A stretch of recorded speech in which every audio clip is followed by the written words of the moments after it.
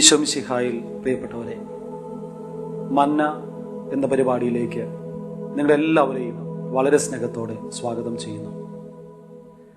ഈ ഒരു എപ്പിസോഡ് പരിശുദ്ധ അമ്മയെക്കുറിച്ചും മാതൃഭക്തിയിൽ വളരേണ്ട ആവശ്യകതയെക്കുറിച്ചും, എന്താണ് സഭയുടെ പരിശുദ്ധ അമ്മയെക്കുറിച്ചുള്ള പ്രബോധനങ്ങൾ, പരിശുദ്ധ അമ്മ നമ്മുടെ ജീവിതത്തിൽ എങ്ങനെ ഇടപെടുന്നു, മാതൃഭക്തിയുടെ ആവശ്യങ്ങൾ എന്തൊക്കെയാണ് എന്ന് പഠിക്കാനും മനസ്സിലാക്കാനുമുള്ള ഒരു പ്രത്യേക പരിപാടിയായിട്ട് ഇതിനെ മാറ്റുകയാണ്. നമ്മുടെ ക്രൈസ്തവ കുടുംബങ്ങളെ കത്തോലിക്ക വിശ്വാസത്തിലും ദൈവിക തീഷ്ണതയിലും വിശ്വാസത്തിലും വളർത്താൻ ഏറ്റവും അധികം സഹായിച്ചത് ജപമാലയാണ്. കരിസ്മാറ്റിക് നവീകരണ പ്രസ്ഥാനങ്ങളും അതുപോലെ തന്നെ സഭയിലെ മറ്റ് മുന്നേറ്റങ്ങളും വരുന്നതിന് മുൻപ് തന്നെ അനേകം മക്കൾ ദൈവത്തിനു വേണ്ടി തങ്ങളുടെ ജീവിതങ്ങളെ വൈദികരായും സന്യസ്തരായും മിഷണറിമാരായും ദൈവവിളി സ്വീകരിച്ച് ജീവിതം കൊടുത്തുകൊണ്ട് ഭവനങ്ങളിൽ നിന്ന് പുറപ്പെടാൻ ഏക കാരണം, ഞാൻ പറയും, ജപമാല ഭക്തിയായിരുന്നു. പണ്ടൊക്കെ നമ്മുടെ കുടുംബങ്ങളിൽ വല്യപ്പനും വല്യമ്മയും മക്കളും മരുമക്കളും പേരക്കുട്ടികളും ഒരുമിച്ച് നിന്ന് മുട്ടിന്മേൽ നിന്ന് ജപമാല കരങ്ങളിലെടുത്ത് സ്നേഹത്തോടെ പ്രാർത്ഥിച്ച് സ്തുതി ചൊല്ലി ഒരുമിച്ച് സ്നേഹത്തിന്റെ വാക്കുകളും സാന്ത്വനങ്ങളുമായി കടന്നുപോയ ആ ഭവനങ്ങൾ ഇന്ന് ഒരു ഓർമ്മ മാത്രമായി മാറുകയാണ്. അണുകുടുംബങ്ങളിലേക്ക് നമ്മളൊക്കെ മാറിയപ്പോൾ ഇന്ന് നമുക്ക് നഷ്ടപ്പെട്ടത് ആ പഴയ കുടുംബ പാരമ്പര്യങ്ങളാണ്. സ്നേഹത്തിൽ ഒരുമിച്ച് ഒന്നായി പ്രാർത്ഥിക്കുന്ന, ജപമാല ചൊല്ലി പ്രാർത്ഥിക്കുന്ന ഭവനങ്ങൾക്ക് പകരം ഇന്ന് പ്രാർത്ഥിച്ചാലായി എന്ന അവസ്ഥയിലേക്ക് മാറിയപ്പോൾ വിവാഹ ബന്ധങ്ങൾ ഇന്ന് ഉലച്ചിലാണ്. പരസ്പരം സംശയത്തിന്റെയും വിദ്വേഷത്തിന്റെയും കെട്ടുകളിൽ നമ്മൾ മുഴുകുകയാണ്. കുടുംബങ്ങളിൽ സന്മാർഗ ചിന്തകളോ സ്നേഹത്തിന്റെ സാന്ത്വനങ്ങളോ ഇന്ന് നഷ്ടപ്പെടുമ്പോൾ ഒരു തിരിച്ചറിവ്, എന്തുകൊണ്ട് ഇത് സംഭവിച്ചു, ഇതിന്നും സംഭവിക്കുന്നു എന്നുള്ളതിൻ്റെ കാരണങ്ങൾ കണ്ടെത്താനുള്ള ഒരു എളിയ ശ്രമമായി ഇതിനെ മാറ്റുകയാണ്. ഇന്നത്തെ കുടുംബങ്ങളിൽ മക്കളും മരുമക്കളും പേരക്കുട്ടികളും ഒരുമിച്ച് താമസിക്കുന്നുണ്ടെങ്കിലും ഇന്ന് ചിലര് കമ്മ്യൂണിസ്റ്റുകാരാ, ചിലർ പന്തക്കുസ്താക്കാരാ, ചിലര് കത്തോലിക്ക വിശ്വാസങ്ങളെ മുഴുവൻ എതിർക്കുന്നവരാ. ഇങ്ങനെയുള്ളവര് ഒരുമിച്ച് കൂടി ഭക്ഷണം കഴിക്കുന്നു, ഒരുമിച്ച് ജീവിക്കുന്നു, അവിടെയും ഇവിടെയും ഒക്കെ കിടന്നിറങ്ങുന്നു എന്നതിനേക്കാൾ ഉപരി ഒരു പ്രാർത്ഥനയുടെ കൂട്ടായ്മ ഇന്ന് ഭവനങ്ങളിൽ നഷ്ടപ്പെടുകയാണ്.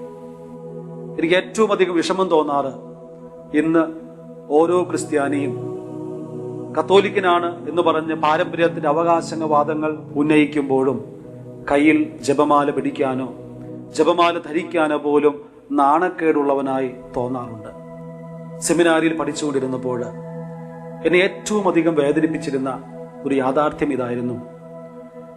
പള്ളിയിലും പല വീടുകളിലും ഞാൻ ചെല്ലുന്നിടങ്ങളിലൊക്കെ വയസ്സായവർ, പ്രായമായവർ തുടങ്ങി കൊച്ചുകുട്ടികൾ പോലും പരിശുദ്ധ അമ്മയുടെ മുൻപിൽ കൈകൂപ്പി നിന്ന് ജപമാല ചൊല്ലി പ്രാർത്ഥിക്കുന്ന കാണുമ്പോൾ, അതും ചിലർക്ക് അവകാശപ്പെടാറുണ്ട്, 10ഉം 15ഉം ജപമാല ചൊല്ലാറുണ്ട് അനുദിനം എന്ന് പറയുമ്പോൾ ഞാൻ വേദനയോടെ അമ്മയോട് ചോദിച്ചിട്ടുണ്ട്, എന്താണ് പരിശുദ്ധ അമ്മേ, എനിക്ക് മാത്രം ഒരു ജപമാല പോലും പൂർണ്ണമായി മനസ്സും ശരീരവും ആത്മാവും നിയന്ത്രിച്ച് നിന്റെ മുൻപിൽ സ്നേഹത്തോടെ ചൊല്ലി തീർക്കാൻ സാധിക്കാത്തത് എന്ന് ചോദിച്ചപ്പോൾ പെട്ടെന്നൊന്നും എനിക്ക് മറുപടി കിട്ടിയില്ല.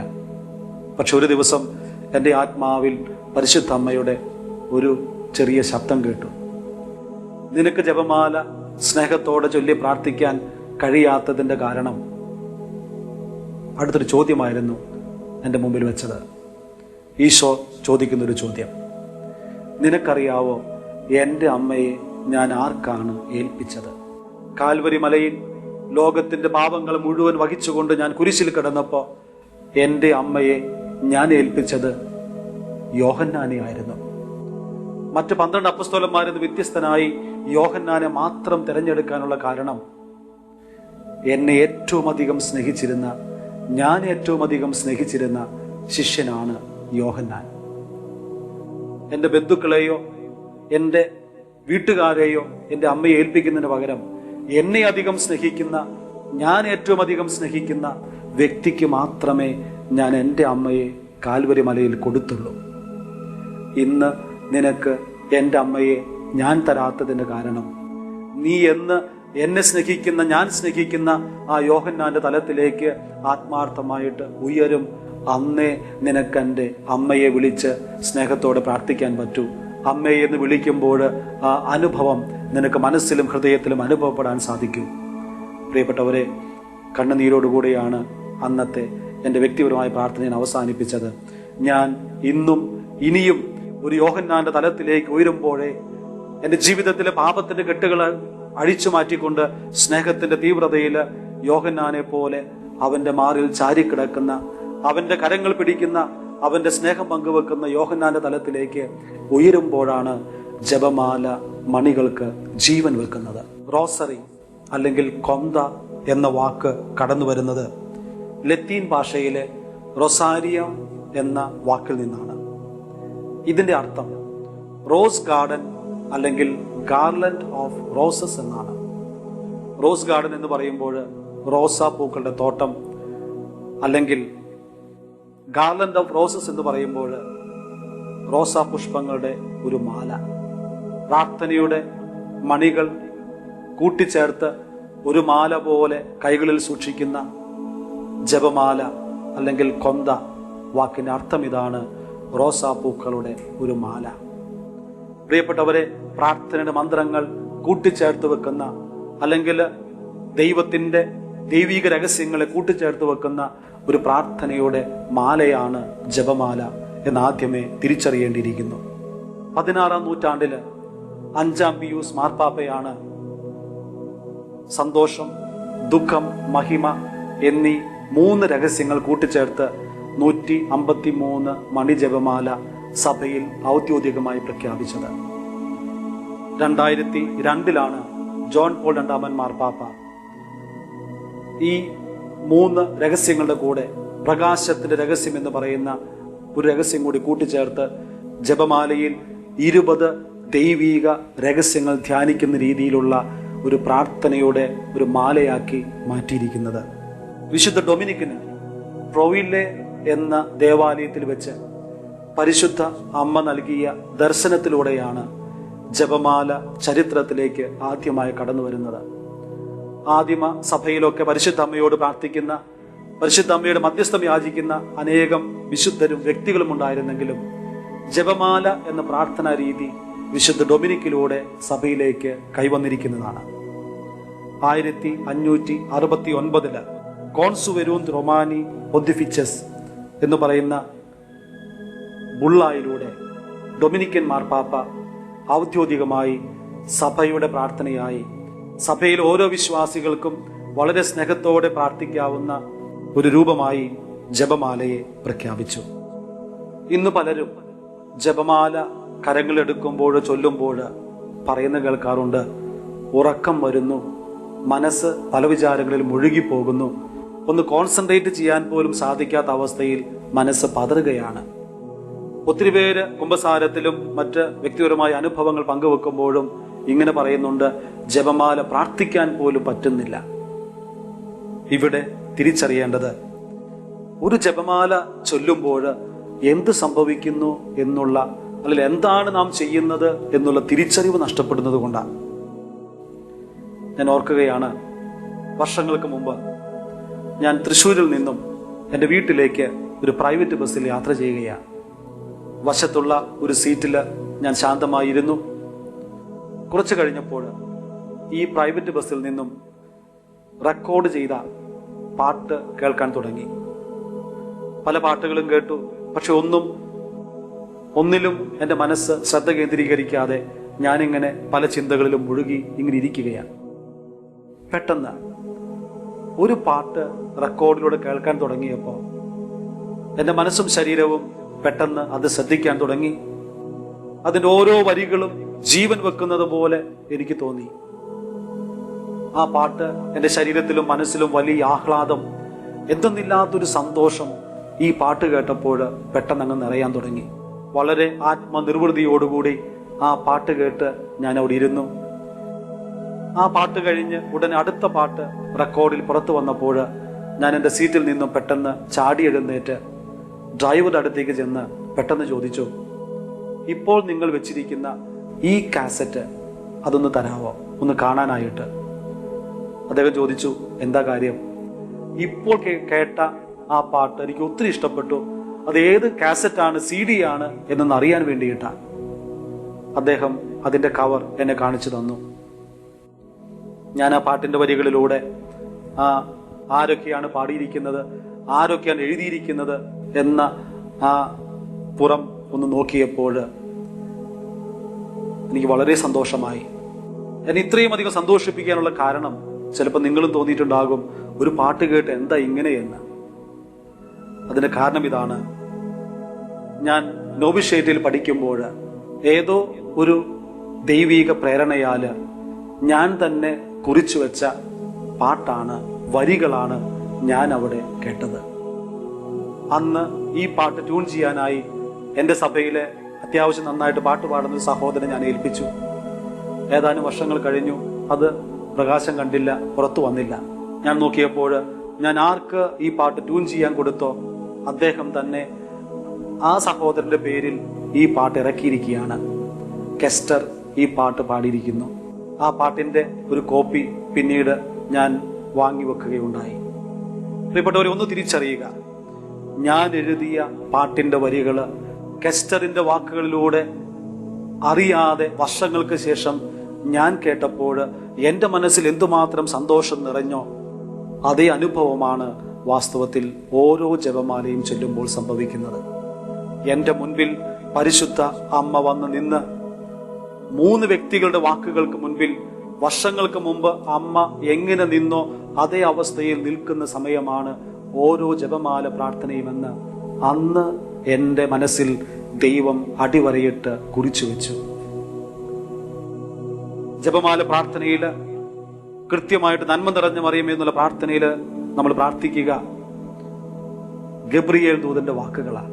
നീ ദൈവകൃപ നിറഞ്ഞവളാണ്, നിന്നിൽ നിന്നും യേശു പരിശുദ്ധനായവൻ ജനിക്കുമെന്ന് പറഞ്ഞപ്പോൾ എന്തുമാത്രം ഭയഭക്തി ബഹുമാനങ്ങളോടെ അമ്മ ആ ദൂതന്റെ മുൻപിൽ നിന്നോ അതേ വാക്കുകൾ തന്നെ ഞാനും ഉച്ചരിക്കുമ്പോൾ ഞാൻ വിശ്വസിക്കുന്നു എന്റെയും നിങ്ങളുടെയും മുൻപിൽ അമ്മ അതേ കൂപ്പുകരങ്ങളോടെ വർഷങ്ങൾക്ക് മുമ്പ്, നൂറ്റാണ്ടുകൾക്ക് മുമ്പ് എന്റെ മുൻപിൽ ദൂതൻ വന്ന് നിന്ന് പറഞ്ഞ വാക്കുകളാണല്ലോ ഈ മകനും മകളും പറയുന്നത് എന്നുള്ള വലിയ സന്തോഷത്തോടെ എന്റെ മുമ്പിൽ വന്നു നിൽക്കും. വീണ്ടും പരിശുദ്ധ മറിയമേ തമ്പുരാന്റെ അമ്മേ എന്ന് പറഞ്ഞ് ഞാൻ വിളിക്കുമ്പോൾ എലിസബത്തിലൂടെ പരിശുദ്ധാത്മാവ് വെളിപ്പെടുത്തിയ വലിയ ദൈവീക വാക്കുകളാണല്ലോ ഞാനും ആവർത്തിക്കുന്നത് എന്നുള്ള മനസ്സിന്റെ സന്തോഷത്തോടെ എലിസബത്തിനെ സന്ദർശിക്കാനായി പരിശുദ്ധ അമ്മ ചെന്ന് ആ ഭവനത്തിൽ സ്നേഹനിർവൃതിയിൽ നിന്ന അതേ അനുഭവത്തോടെ എൻ്റെ മുൻപിലും അമ്മ വന്നു നിൽക്കും. വീണ്ടും പാപിയായ ഞങ്ങൾക്ക് വേണ്ടി പ്രാർത്ഥിക്കണമേ എന്ന് പറയുമ്പോൾ ഒരു പാപി എങ്ങനെയാണ് ദൈവസന്നിധിയിലായിരിക്കുക, അമ്മയുടെ മുൻപിൽ യാചനയോടെ നിൽക്കുക, അതേ തലത്തിൽ അനുഗ്രഹിക്കുന്ന ഒരു അമ്മയായി എൻ്റെ മുൻപിൽ ഉണ്ടാകും. പ്രിയപ്പെട്ടവരെ, ദൂതന്റെയും ഗബ്രിയേൽ ദൂതന്റെയും എലിസബത്തിന്റെയും ഒരു പാപിയായ മകന്റെയും ഒക്കെ വാക്കുകൾക്ക് മുൻപിൽ സ്നേഹത്തിന്റെയും ആശ്വാസത്തിന്റെയും മുഖവുമായി അമ്മ നിൽക്കുന്നത് നമുക്കൊക്കെ നഷ്ടപ്പെടുന്നത് കൊണ്ടാണ്. ആ ദർശനം നഷ്ടപ്പെടുന്നത് കൊണ്ടാണ് ജപമാല ഇന്ന് നമുക്ക് പ്രാർത്ഥനയുടെയോ അനുഭവത്തിന്റെയോ തലത്തിലേക്ക് ഉയർത്തിയെടുക്കാൻ കഴിയാത്തത്. ഇനിയും ജപമാല എന്ന് പറയുമ്പോൾ വചന അധിഷ്ഠിതമായ പ്രാർത്ഥനയാണ്. ജപമാലയിൽ ആദ്യം തന്നെ നമ്മൾ തുടങ്ങുന്നത് വിശ്വാസ പ്രമാണം എന്ന് പറയുന്ന പ്രാർത്ഥനയാണ്.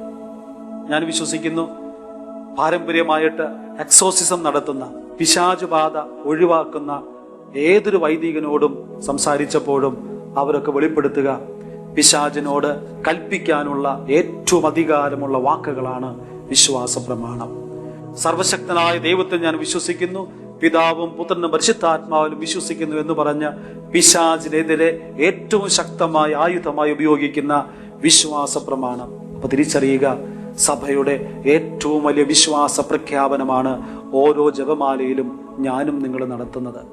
അത് പറയുമ്പോൾ തന്നെ, ആ പ്രാർത്ഥന നടത്തുമ്പോൾ തന്നെ എന്റെ വിശ്വാസം ഏറ്റുപറയുന്നു. അതോടൊപ്പം കത്തോലിക്ക കൂട്ടായ്മയിലെ എന്റെ അംഗത്വം ഞാൻ വീണ്ടും ഉറപ്പിക്കുകയാണ് ചെയ്യുന്നത്. ഇനി ജപമാല പ്രാർത്ഥനയിലെ ഏറ്റവും പ്രധാനപ്പെട്ട പ്രാർത്ഥനയാണ് സ്വർഗസ്ഥനായ പിതാവേ എന്നുള്ള പ്രാർത്ഥന. യോഹന്നാന്റെ ശിഷ്യന്മാര് തങ്ങളുടെ ഗുരുവിൽ നിന്നും പ്രാർത്ഥന പഠിച്ചു എന്ന് യേശുവിന്റെ ശിഷ്യന്മാര് യേശുവിനോട് പറയുമ്പോൾ ഈശോ അവരെ പ്രാർത്ഥിക്കാൻ പഠിപ്പിക്കുകയാണ്. പിതാവിനെ അപ്പ എന്ന് വിളിച്ച്, എൻ്റെ പിതാവേ എന്ന് വിളിച്ച് അനുദിന ആവശ്യങ്ങളിൽ എന്നെ സഹായിക്കുക എന്ന് പറഞ്ഞ് യേശു പഠിപ്പിച്ച പ്രാർത്ഥന, വചനത്തിന്റെ ഏറ്റവും ശക്തമായ ആവിഷ്കാരം നമ്മുടെ ജപമാലയിൽ നമ്മൾ വീണ്ടും നടത്തുകയാണ്. ഇനിയും നന്മ നിറഞ്ഞ മറിയമേ എന്നുള്ള പ്രാർത്ഥന മുഴുവൻ ഗബ്രിയേൽ ദൂതന്റെയും എലിസബത്തിന്റെയും ഒരു പാപിയായ എന്റെയും പ്രാർത്ഥന കൂട്ടിച്ചേർത്തുള്ള വചനം മുഴുവൻ അങ്ങനെ തന്നെ ധ്യാനിക്കുന്ന ഒരു ശ്രമമാണ്. ഇനിയും 4 രഹസ്യങ്ങൾ, സന്തോഷം, ദുഃഖം, മഹിമ, പ്രകാശ രഹസ്യങ്ങൾ എല്ലാം തന്നെ യേശുവിന്റെ ജനനം മുതൽ പരിശുദ്ധ അമ്മയുടെ സ്വർഗാരോപണം വരെ പരിശുദ്ധ കത്തോലിക്കാ സഭയുടെ എല്ലാ പ്രബോധനങ്ങളും ഏറ്റവും ശക്തമായി നിൽക്കുന്ന, അതോടൊപ്പം യേശുവിന്റെ രക്ഷാകര ജീവിതത്തിലെയും നമുക്ക് രക്ഷ നൽകിയിരിക്കുന്ന എല്ലാ പ്രധാനപ്പെട്ട സംഭവങ്ങളെയും വീണ്ടും ഓരോന്നും കോർത്തിണക്കി ഒരു പ്രാർത്ഥനയുടെ മണികളിലൂടെ നമ്മെ കടത്തിവിടുന്ന പ്രാർത്ഥനയാണ് ജപമാല. ഇനിയും ജപമാല അണിയുമ്പോൾ സംരക്ഷണം നൽകുന്ന ഒരവസ്ഥയും, അത് കരങ്ങളെടുക്കുമ്പോൾ എനിക്ക് ശക്തി നൽകുന്ന ഒരായുധമായും ജപമാലയെ കാണേണ്ടിയിരിക്കുന്നു.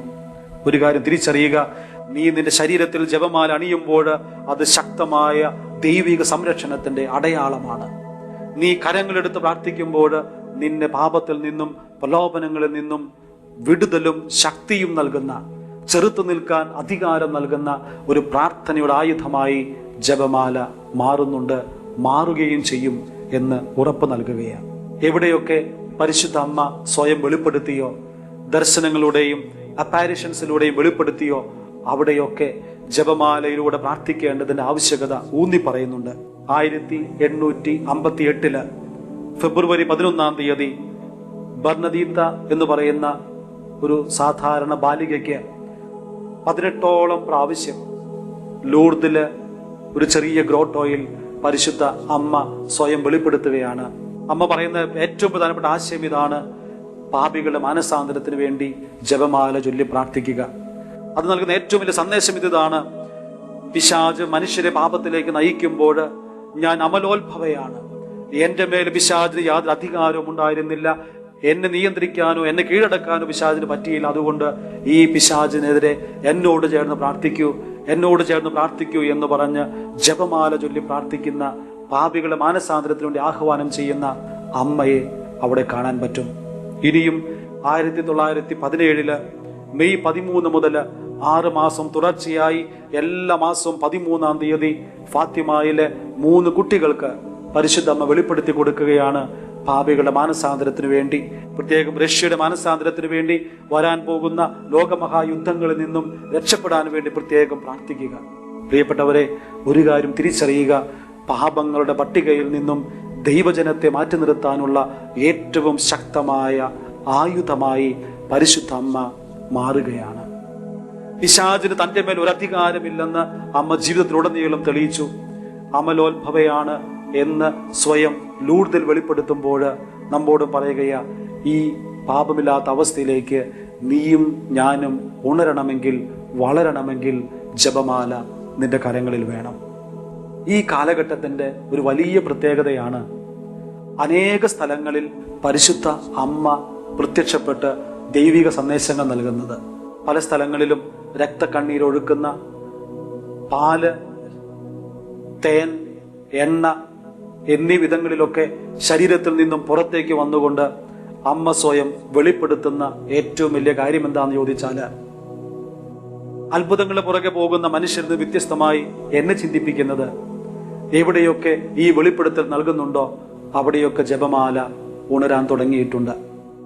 ചില ഭവനങ്ങൾ ഇതുപോലെ രക്തക്കണ്ണീർ ഒഴുക്കിയ, അല്ലെങ്കിൽ തേനും പാലും ഒക്കെ ഒഴുകുന്ന ഭവനങ്ങളിൽ ഞാനൊന്ന് പ്രാർത്ഥിക്കാൻ വേണ്ടി കടന്നു ചെന്നപ്പോൾ എന്നെ അത്ഭുതപ്പെടുത്തിയത് ഇതാണ്: അനേകം മക്കൾ, 100-150ഓളം പേര് പോലും ആ ഭവനങ്ങളിലിരുന്ന് ജപമാല ചൊല്ലി പ്രാർത്ഥനയിൽ വളരുന്ന ഒരു വലിയ സ്നേഹത്തിന്റെ അനുഭവം അവിടെ എനിക്ക് ദർശിക്കാൻ സാധിച്ചു.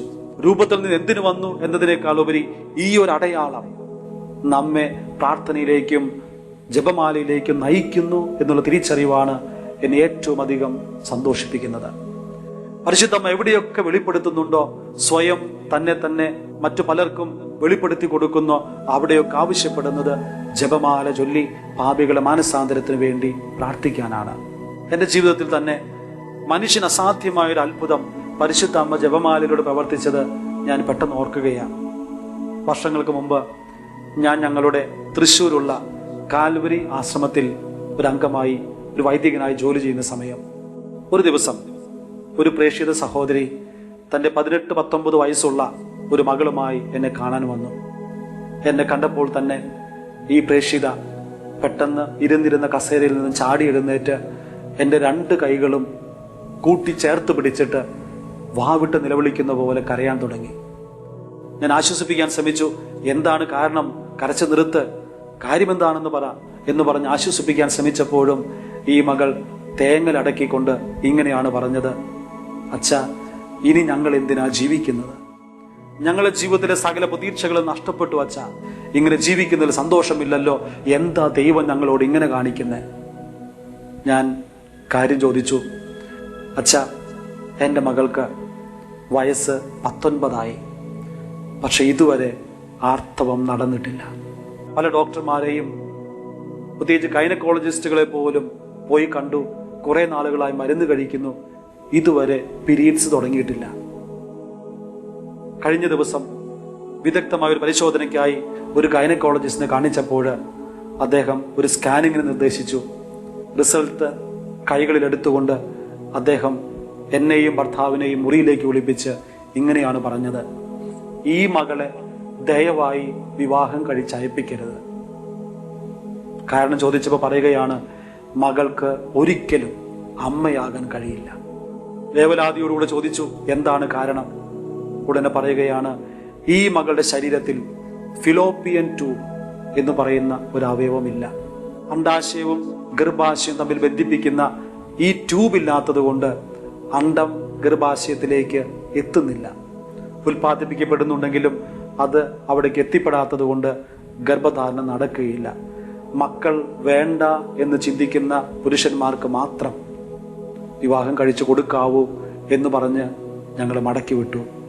സകല പ്രതീക്ഷകളും നഷ്ടപ്പെട്ടു വച്ച ഈ ഡോക്ടറോട് ഈ സഹോദരിയും അവളുടെ ഭർത്താവും കൂടി ചോദിച്ചൊരു ചോദ്യമുണ്ട്: ഏതെങ്കിലും ആശുപത്രിയിലോ മെഡിക്കൽ കോളേജിലോ ഒരു ഓപ്പറേഷൻ നടത്തിയെങ്കിലും ഇത് മാറ്റിയെടുക്കാൻ പറ്റുമോ? ഡോക്ടർ പറഞ്ഞത്, നമ്മുടെ നാട്ടിൽ അതിനുള്ള സൗകര്യങ്ങളില്ല, അമേരിക്കയിലെങ്ങാനും ഉണ്ടോ എന്നെനിക്കറിയത്തില്ല എന്ന് പറഞ്ഞ് നിരാശയോടെ മടക്കി അയച്ചു. ഞാൻ ആ 19 വയസ്സുള്ള കരഞ്ഞു കലങ്ങിയ കണ്ണുകളുമായി നിൽക്കുന്ന ആ ചെറുപ്പക്കാരിയെ അടുത്തേക്ക് വിളിച്ച് ഞാൻ അവരോട് ചോദിച്ചത് ഇങ്ങനെയാണ്: മോളെ, നിനക്ക് 2 കണ്ണുണ്ടല്ലോ, ഈ കണ്ണ് തന്നത് ആരാ? അവള് പറഞ്ഞു, ഈശോ. നിനക്ക് 2 ചെവികളുണ്ടല്ലോ, കേൾവി ശക്തി ഉണ്ടല്ലോ, ഇത് തന്നത് ആരാ? ഈശോ. ശരീരത്തിലെ ഓരോ അവയവങ്ങള് ചോദിച്ചുകൊണ്ട് ഇതാര് തന്നു എന്ന് ചോദിച്ചപ്പോഴും എല്ലാത്തിനും ഈശോ എന്ന് ഉത്തരം പറഞ്ഞപ്പോൾ ഞാൻ തിരിച്ചൊരു ചോദ്യം കൂടി ചോദിച്ചു: ഒരു ചെറിയ ട്യൂബിന്റെ കുറവല്ലേ ഉള്ളൂ, അതും ഈശോയ്ക്ക് തിരിച്ചു തന്നൂടെ? ഉടനെ നിരാശയോടെ ആ മകൾ പറഞ്ഞത് എങ്ങനെയാണ്: അച്ഛാ, അമേരിക്കയെ പോലും നടക്കുമെന്ന് സംശയം. എന്തോ മനസ്സിൽ തോന്നിയ ദൈവിക സന്ദേശം ആ മകളുടെ മുഖത്ത് നോക്കി ഇങ്ങനെ പറഞ്ഞു: നീ ഇന്നു മുതൽ ഒരു പ്രത്യേക പ്രാർത്ഥന തുടങ്ങുക. ഒരു സ്ത്രീ അമ്മയാകാൻ എടുക്കുന്ന 9 മാസം 10 ദിവസം നീ ജപമാല തുടങ്ങുക. 9 മാസം 10 ദിവസം ജപമാല ചൊല്ലി ഇങ്ങനെ പ്രാർത്ഥിക്കുക: പരിശുദ്ധ അമ്മേ, എന്നെ ഒരു പൂർണ്ണ സ്ത്രീയാക്കി മാറ്റണമേ എന്ന്. എന്റെ ശരീരത്തിൽ ഇല്ലാതിരിക്കുന്ന എല്ലാ അവസ്ഥകളെയും അമ്മയുടെ കരങ്ങളിൽ കൊടുത്തുകൊണ്ട് പറയുക: അമ്മേ, എന്നെ ഒരു പൂർണ്ണ സ്ത്രീയാക്കി മാറ്റുക എന്ന്. പ്രാർത്ഥന കഴിഞ്ഞ് ഈ മകളെ പറഞ്ഞു വിട്ടു. ഒരു 11 മാസം കഴിഞ്ഞപ്പോൾ ഈ അമ്മയും ആ മകളും കൂടി വീണ്ടും എന്നെ കാണാൻ വന്നു. എന്നെ കണ്ട നിമിഷം വീണ്ടും 2 കരങ്ങളും കൂട്ടിച്ചേർത്ത് പിടിച്ച് സന്തോഷത്തോടെ നിറകണ്ണുകളോടെ ഇങ്ങനെ കരയാൻ തുടങ്ങി. അച്ഛാ, സംഭവിച്ചു അച്ഛാ. ഞാൻ അത്ഭുതപ്പെട്ടു പോയി. എന്താ സംഭവിച്ച കാര്യം എന്താന്ന് പറ. ഉടനെ ആ അമ്മച്ചി പറയുകയാണ്, കൈകളിൽ അടുത്ത സ്കാനിങ്ങിന്റെ റിപ്പോർട്ടുമായിട്ട് പറഞ്ഞതിങ്ങനെയാണ്: 3 ദിവസങ്ങൾക്ക് മുമ്പ് ഈ മകൾക്ക് ബ്ലീഡിംഗ് ഉണ്ടായി. പെട്ടെന്ന് തന്നെ ആശുപത്രിയിൽ അഡ്മിറ്റാക്കി. പ്രാഥമിക പരിശോധന കഴിഞ്ഞപ്പോൾ ഡോക്ടർ ഗൈനക്കോളജിസ്റ്റ് സാക്ഷ്യപ്പെടുത്തി ഇത് നോർമൽ ആർത്തവമാണ്, ബ്ലീഡിംഗ് ആണ്, അതുകൊണ്ട് പേടിക്കേണ്ട. ഉടനെ അപ്പനും അമ്മയും ഇങ്ങനെയാ പറഞ്ഞത്, ഇവൾക്ക് ഒരിക്കലും ഇതുവരെ സംഭവിച്ചിട്ടില്ല. കാരണം ഫിലോപ്പിയൻ ട്യൂബ് ഇല്ല, അതുകൊണ്ട് ബ്ലീഡിംഗ് നടക്കില്ല. ഇത് എങ്ങനെ സംഭവിക്കും? ഇത് വേറെ പല കാരണമായിരിക്കും, ഇന്റേണൽ ഇഞ്ചുറി ആയിരിക്കും, ആന്തരിക സ്രാവമായിരിക്കാം. ദയവായിട്ട് ഒന്നും കൂടി ശ്രദ്ധിക്കുക, നോക്കുക എന്ന് പറഞ്ഞപ്പോൾ ഡോക്ടർ ഒരു സ്കാനിങ്ങിന് പെട്ടെന്ന് നിർദ്ദേശിച്ചു. സ്കാനിങ്ങിന്റെ റിപ്പോർട്ട് കിട്ടിക്കഴിഞ്ഞപ്പോൾ ഡോക്ടർ ചോദിച്ച ആദ്യത്തെ ചോദ്യം ഇതാണ്: നിങ്ങൾ അമേരിക്കയിലെങ്ങാനും പോയിരുന്നോ സർജറി നടത്താൻ? അവർ അത്ഭുതപ്പെട്ടു. അവർ പറഞ്ഞില്ല, ഞങ്ങൾ പോയിട്ടില്ല. പിന്നെ എങ്ങനെ നിന്റെ ശരീരത്തിൽ ഉണ്ടാകാതിരുന്ന ഈ അവയവം, ഈ ട്യൂബ് ഇന്നിപ്പോൾ ശരീരത്തിലുണ്ട്? ആ മകൾ അന്നവിടെ സാക്ഷ്യപ്പെടുത്തി, എന്റെ ശരീരത്തിൽ ഇല്ലാതിരുന്ന ഫിലോപ്പിയൻ ട്യൂബ് എനിക്ക് പരിശുദ്ധ അമ്മ തിരിച്ചു തന്നു. 9 മാസം 10 ദിവസം ജപമാല ചൊല്ലി പ്രാർത്ഥിച്ചപ്പോൾ. പ്രിയപ്പെട്ടവരെ, നിന്റെ ജീവിതത്തിലെ ഏത് പ്രശ്നങ്ങൾക്കും, നിന്റെ ജീവിതത്തിലെ തകർച്ചകൾക്കും, സാമ്പത്തിക പ്രശ്നങ്ങൾ, ഏത് തകർച്ചകൾ, നിരാശകൾ പരിശുദ്ധ അമ്മയുടെ കരങ്ങളിലൂടെ സമർപ്പിച്ച് പ്രാർത്ഥിച്ചോ, ഉറപ്പാണ് അമ്മ ചോദിച്ചാൽ പുത്രൻ നിരസിക്കില്ല. അമ്മയുടെ പ്രാർത്ഥനയ്ക്ക് മുൻപിൽ ഒരിക്കലും ഉത്തരം നൽകാത്ത ദൈവമല്ല. കാരണം ഒരു പുത്രന്റെ അവകാശം അമ്മ എപ്പോഴും ആവശ്യപ്പെടും. യേശുവിന്റെ മുൻപിൽ അമ്മ അധികാരത്തോടെ പറയും, എന്റെ മക്കൾക്ക് വേണ്ടി, എന്റെ പ്രിയപ്പെട്ടവർക്ക് വേണ്ടി നീ ചെയ്തു കൊടുത്തേ പറ്റൂ എന്ന് പറഞ്ഞ് ആവശ്യപ്പെടുമ്പോൾ ഈശോയ്ക്ക് നിരസിക്കാൻ പറ്റില്ല. പ്രിയപ്പെട്ടവരെ, ഇനിയെങ്കിലും തിരിച്ചറിയുക, നീ ജപമാല കൈകളിൽ എടുക്കുമ്പോൾ നിന്റെ മനസ്സിലേക്ക് വരേണ്ടത്, നീ സഭയോടൊത്ത് പ്രാർത്ഥിക്കുകയാണ്, സഭയുടെ കൂട്ടായ്മയിൽ നീ പങ്കുചേരുകയാണ്. പിശാചിനെതിരെ വലിയൊരു ആയുധമാണ് നിന്റെ കരങ്ങളിൽ ഇരിക്കുന്നത്. പിശാചിനെതിരെ സംരക്ഷണം നൽകുന്ന നിന്റെ കഴുത്തിൽ ധരിക്കുന്നത് നീ പരിശുദ്ധ അമ്മയുടെ പ്രത്യേക ഇടപെടലും സംരക്ഷണവുമാണെന്ന് തിരിച്ചറിയുക. അമ്മ നിന്റെ കൂടെയുണ്ടാകും. ഇനിയും നീ പാപത്തിന്റെ അശുദ്ധിയില്ല. പ്രത്യേകിച്ച് പല ചെറുപ്പക്കാരും പറയാറുണ്ട്, സ്വയം ഭോഗം, രതിവൈകൃതങ്ങള്, ലൈംഗികമായ പാപങ്ങളിൽ ഏർപ്പെട്ട നിമിഷം മുതൽ ജപമാല കൈകളെടുക്കാൻ പറ്റുന്നില്ലെന്ന്. അത് തന്നെയാണ് കാര്യം. ഞാൻ അമലോത്ഭവയാണ് എന്ന് പറഞ്ഞവളെ നീ അശുദ്ധിയിൽ കരങ്ങളിലെടുക്കാൻ പറ്റില്ല. നീ പാപത്തിന്റെ വഴികൾ തിരുത്താതെ, അശുദ്ധിയിൽ നിന്ന് മാറാതെ നിനക്ക് എളുപ്പമല്ല. അതുകൊണ്ട് അമ്മ പറയുകയെ, പാപമില്ലാത്ത ഒരവസ്ഥയിലേക്ക് നിനക്ക് മാറണമോ, ജപമാല കരങ്ങളിലെടുക്കൂ. നിന്റെ പാപത്തിന്റെ പ്രലോഭനങ്ങളിൽ വലിയ ശക്തിയും ധൈര്യവുമായി അമ്മ കൂടെ വരും. ഇനിയെങ്കിലും ജപമാല കരങ്ങളിലെടുക്കുമ്പോൾ തിരിച്ചറിയുക, മനസ്സിലാക്കുക, അമ്മ നിന്റെ കൂടെയുണ്ട്. നിന്റെ മുൻപിൽ ഗബ്രിയേൽ ദൂതന്റെ മുൻപിൽ, എലിസബത്തിന്റെ മുമ്പിൽ എങ്ങനെ നിന്നോ അതേ അവസ്ഥയിൽ കരങ്ങൾ കൂപ്പി ഭക്തിയോടെ അവർ പറഞ്ഞ വാക്കുകൾ നീ ആവർത്തിക്കുമ്പോൾ അത് കേൾക്കാൻ കാതോർത്ത് നിൽക്കുന്ന അമ്മയെ മറക്കരുത്. ആ അമ്മ പാപികളായ ഞങ്ങൾക്ക് വേണ്ടി എന്ന് പ്രാർത്ഥിക്കുന്ന നിമിഷം നമ്മുടെ പാപങ്ങൾ ഇല്ലാതാകുവാനും പ്രലോഭനങ്ങൾ ചെറുക്കുവാനും വലിയ ശക്തി നൽകും എന്നുള്ള വലിയ വിശ്വാസം നിങ്ങളെ നയിക്കട്ടെ എന്ന് പ്രാർത്ഥിക്കുകയാണ്. പരിശുദ്ധ അമ്മയുടെ ഭക്തിയിലും കത്തോലിക്ക വിശ്വാസത്തിലും നിങ്ങൾ ഓരോരുത്തരും ഓരോ ദിവസവും വളരട്ടെ, വളരണം എന്നുള്ള പ്രാർത്ഥനയോടുകൂടി അവസാനിപ്പിക്കുന്നു. നമുക്കൊരു നിമിഷം കണ്ണുകൾ അടച്ച് പ്രാർത്ഥിക്കാം. കർത്താവായ ഈശോയെ, കാൽവരി മലയിൽ നിന്റെ പരിശുദ്ധ അമ്മയെ നീ ഏറ്റവും അധികം സ്നേഹിക്കുന്ന, നിന്നെ സ്നേഹിക്കുന്നവർക്കായി യോഹന്നാനായി നീ കൊടുത്തതുപോലെ ഞങ്ങളുടെ ജീവിതത്തിലേക്കും അമ്മയെ നീ നൽകണമേ. നിന്നെ സ്നേഹിക്കാൻ, നിന്റെ കരങ്ങൾ പിടിക്കാൻ, നിന്റെ മാറിൽ ചേർന്ന് കിടക്കുന്ന അവസ്ഥയിലേക്ക് യോഹന്നാൻ മാറിയതുപോലെ പരിശുദ്ധ അമ്മയെ കരങ്ങളിലെടുത്ത് അമ്മയിലൂടെ യേശുവിലേക്ക് അടുക്കുവാൻ നീ ഞങ്ങൾക്ക് ശക്തിയും കൃപയും നൽകണമേ. പാപികളെ ആശ്രയമായ മറിയമേ, ജപമാല രാജ്ഞി, ഞങ്ങൾക്ക് വേണ്ടി പ്രാർത്ഥിക്കണമേ.